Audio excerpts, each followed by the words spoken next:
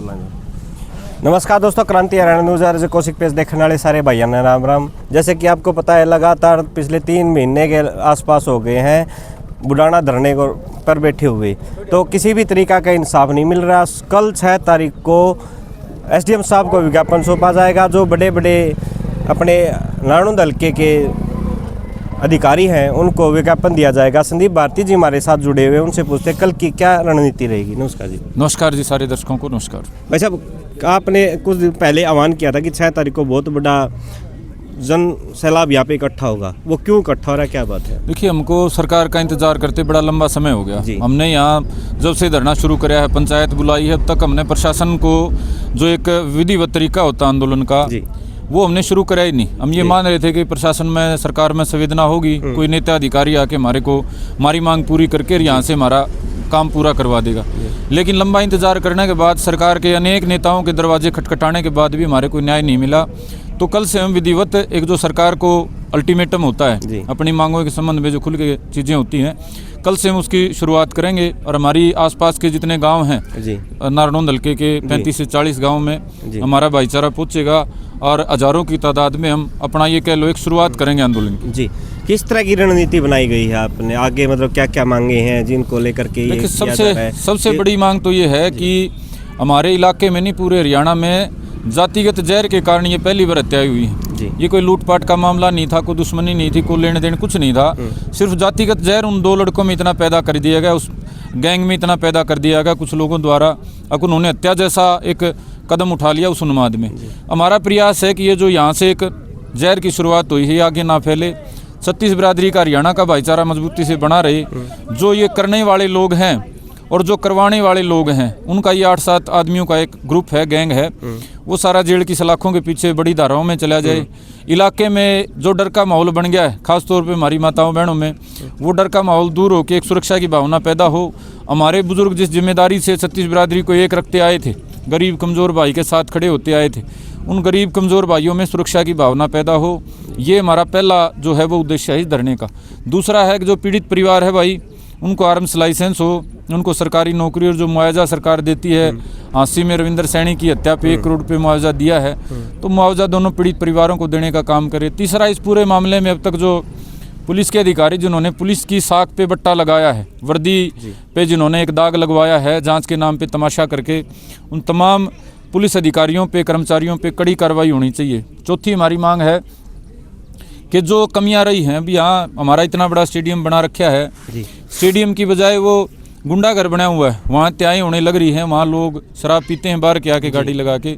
और गाँव में जो सुरक्षा प्रबंध होने चाहिए, CCTV कैमरा वगैरह के, स्टेडियम के दोबारा निर्माण के, वो सारे जो है ना वो काम हमारे गांव में होने चाहिए। ये हमारा चौथा प्रयास है जी।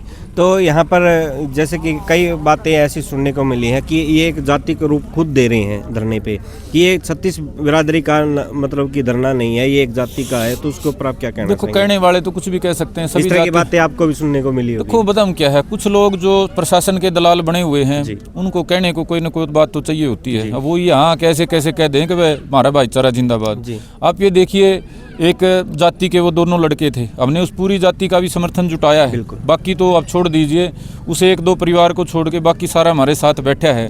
और एकता का मतलब ये तो होता नहीं कि वो जना कोई झंडा ला के खड़ा हो, आपस में कोई द्वेषपूर्ण कोई यहाँ किसी ने बात कही हो। कितना लंबा धरना हो गया, 1 महीना, यहाँ सैकड़ों हजारों बार भाषण दिए जा चुके होंगे, एक आदमी ने कोई किसी जाति के खिलाफ कोई टिप्पणी करी हो? सबको साथ लेके चलने की बात करी है।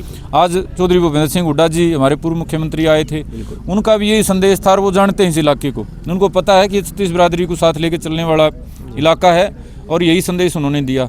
तो हमारा तो भी इस इलाके की तो ये कभी होया ही नहीं कोई जाति के नाम में अपराध। 2 भाइयों का झगड़ा हो जाता है, वो अलग जाति के हों, अगर उसको कोई जातिगत माने तो वो है। इस घटना में जो शामिल जो गैंग है, उसके दिमाग में एक जातिगत कीटाणु है।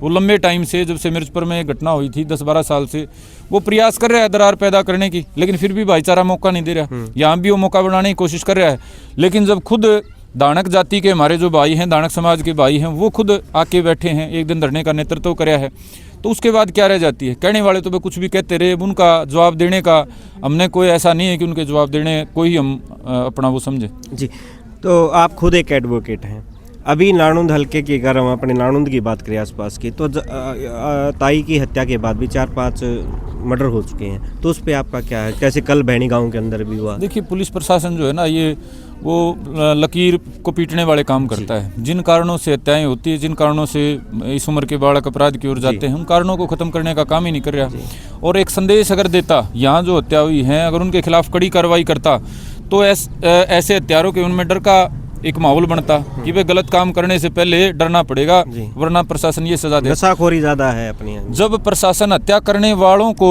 हौसला देना शुरू कर देगा तो और लोगों में हौसला पैदा होगा। अगर हमारे गांव में जो हत्या हुई थी, पहली हत्या के आरोपियों को पकड़ लिया गया होता और उनका हौसला तोड़ दिया गया होता, उनके खिलाफ सख्त कार्रवाई होती, उनके जो साजिश करता है उनके खिलाफ सख्त कार्रवाई होती, तो आगे हत्याएं नहीं होती। लेकिन हम फिर दोबारा दोहरा रहे हैं, जो साजिश करता है इस इलाके का अमन चैन खराब करना चाहते हैं। मुझे तो ये लगता है, हो सकता है सारी हत्याओं के पीछे उसी गैंग का हाथ हो, अलग अलग तरीके उन्होंने अपना रखे हों।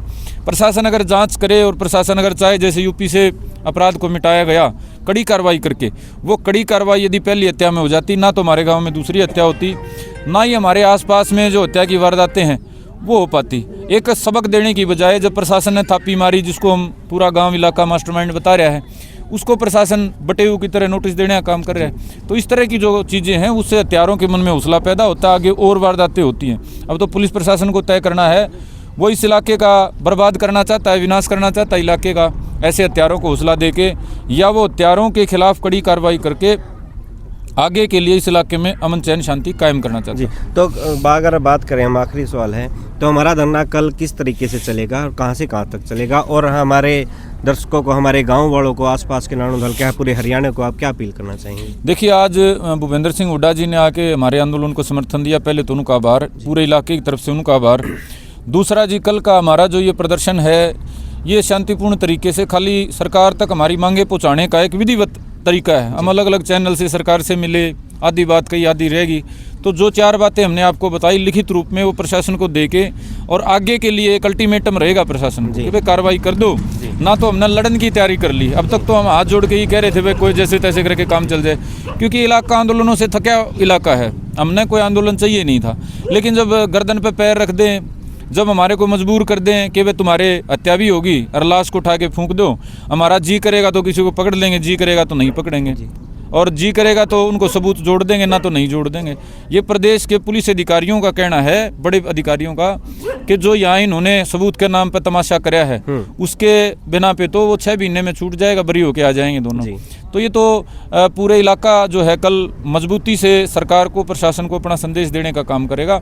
और इसमें हम यहाँ से इकट्ठा होकर नाणुंद अनाज मंडी में जाएंगे, वहाँ हम अपनी छोटी सी सभा करके, साधन खड़े करके, वहाँ से पैदल हम SDM ऑफिस तक अपना शांतिपूर्ण प्रदर्शन करते हुए जाएंगे। अपना ज्ञापन जो वहाँ अधिकारी होगा, SDM होगा या छोटा कोई अधिकारी होगा, उसको देके, और फिर हम इसी तरीके से आके कल दोबारा अपनी रणनीति बढ़ाएंगे। क्योंकि हमने आंदोलन की शुरुआत ये मानो कल से ही करी है जी।